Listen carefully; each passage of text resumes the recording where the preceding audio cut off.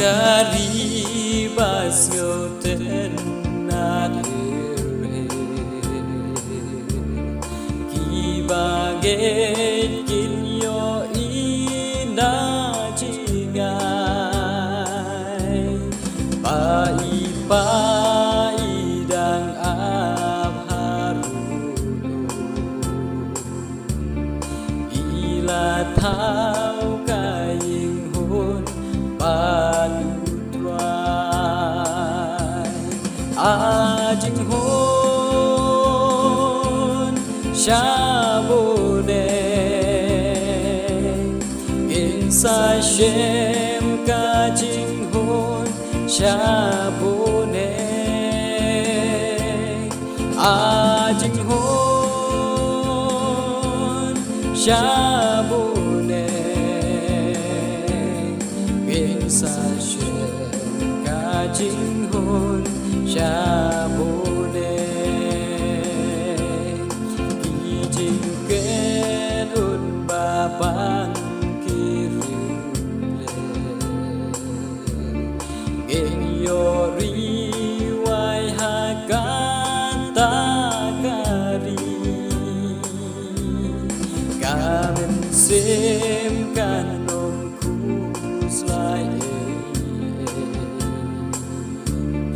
Kala herbat suken jai hakli Ajing hun Shabune Ginsai shem kajing hun Shabune Ajing hun Shabune Ginsai shem kajing hun Shabune Doya komi syakatakari Inya bena inang nebajgai Inya bang kaler pingadube Kajing kermen yupa ulai Ajing hun Shabune Ginsai shem kajing hun Shabune Ajing hun